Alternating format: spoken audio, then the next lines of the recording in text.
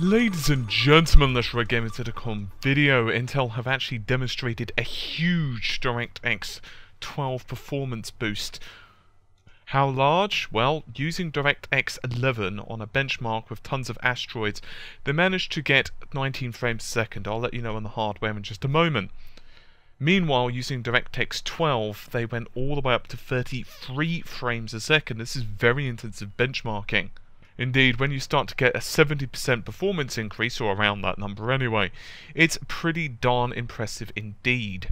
So I'm going to be doing this as a two-part demonstration. This is going to be more of a news and my initial thoughts, and I also need to do a lot of research because apparently many things have been happening on this, and both Intel and other partners have been releasing a lot of information. And I'll be honest, I'm pretty constrained on time today. I've just been working a hell of a lot, and regular viewers will probably be wondering where the hell I've been. Well, I've got hardware that's been sent to me, a couple of graphics cards that I've been testing in the background, and I've also been working an insane amount. Let's just go with that. Getting up at 5 odd in the morning is not good for me. I'm not a morning person, but I'm going to be back on the saddle over the next couple of days. And I heard about this information from SIGGRAPH 2014, of course. And I just had to cover it and let you guys know about this information. I'm going to be doing more research over the next couple of days myself and try and get some more information on this. But this is initial information, and so you guys can go ahead and go for it yourselves, and I'll be doing my analysis on this as well. So I did mention there's going to be some hardware. Intel were using the i5 4300U. Now, Microsoft's middle-of-the-road model for this is clocked at 2.9 GHz. This was actually on Microsoft's Surface Pro 3.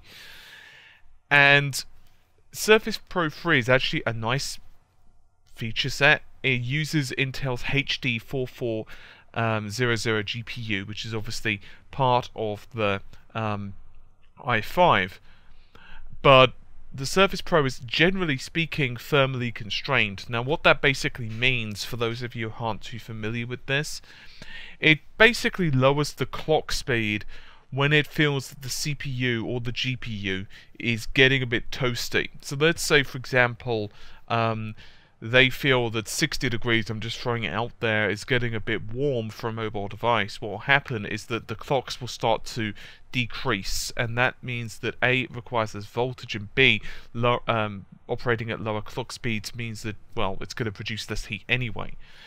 So, apparently speaking, believe it or not, DirectX 12 actually helps with this. So, to demonstrate DirectX 12, Intel put together this tech demo, as I mentioned, and it renders 50,000 unique asteroids objects floating in space. The idea behind this is that it's going to put a lot of strain on not just the CPU, but also the GPU. Now, the reason behind that is obviously because it's requiring a hell of a lot of draw calls. Obviously, all of these unique asteroids, each require to be drawn, told to be drawn by the CPU.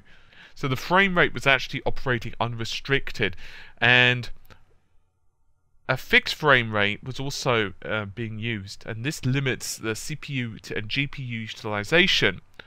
Now this reduces power consumption, and this also means that you're going to be getting rather impressive levels of performance. So I mentioned you're getting about 70%. It's around 75 if you want me to be a little bit more accurate, but that's actually very impressive. The power consumption as well really differs here.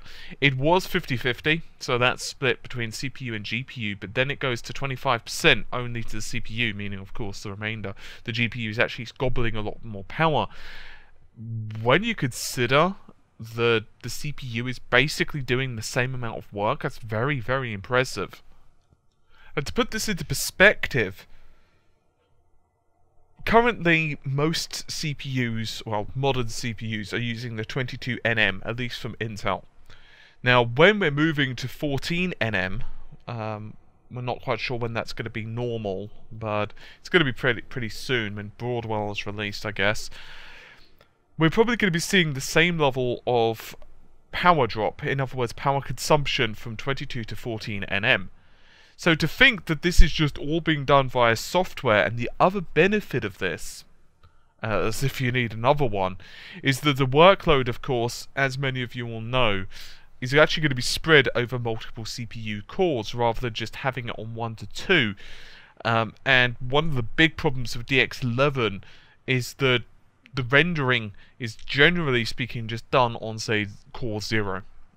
Which is a massive problem, because if you've got, say, a 6-core CPU or an 8-core CPU, and only one core is pretty much being tasked with rendering, it means that the other 7 are basically doing bugger all with rendering, which means that unless you can split all of those tasks evenly so that all of the other cores are doing loads of other stuff, you're still going to have major bottlenecks on the rendering core, because it's, generally speaking, one of the more time-consuming aspects of CPU, particularly when we're dealing now with game engines which have so many bloody unique aspects to them, and we're of course referring to unique objects for it to actually draw so many different textures, lighting sources, and of course even geometry itself, character animation, rigging.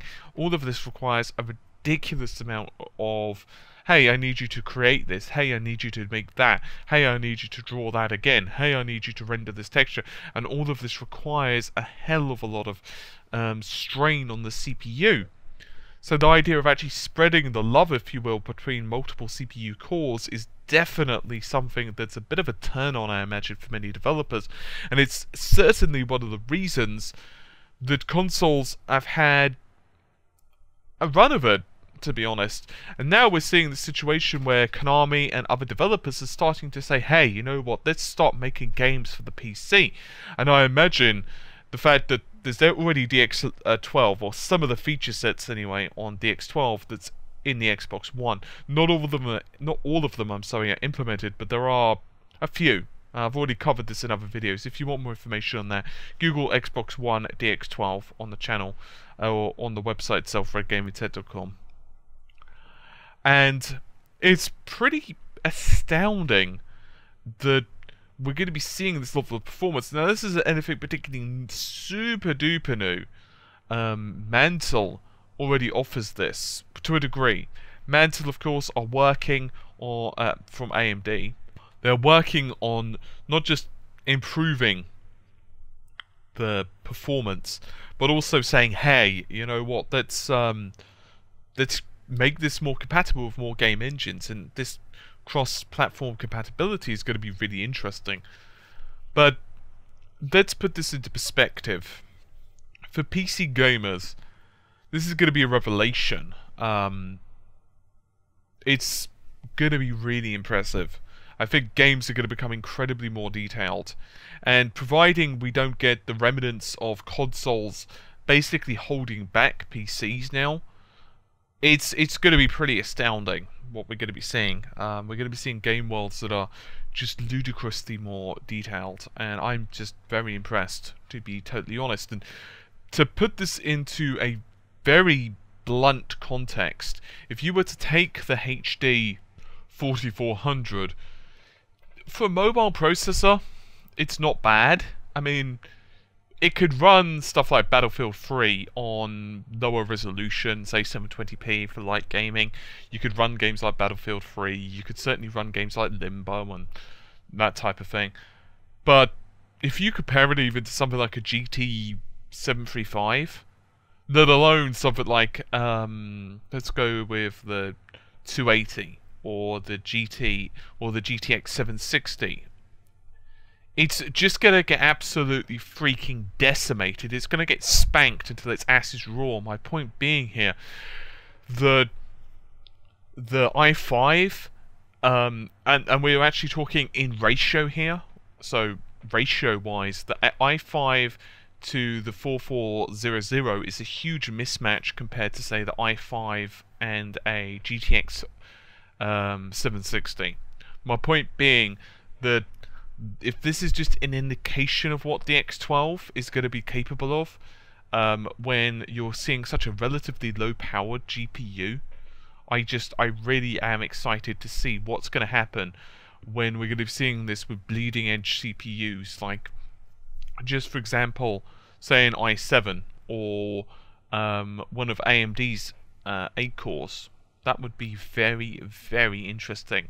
And I'd actually like to see how, say, an FX 8350 would run a game compared to, say, an i7 on DX12, when traditionally AMD's slightly lower performance per core has been kind of a problem.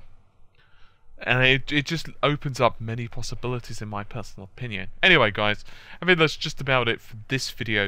I'm going to be certainly doing a lot more on this over the next couple of days.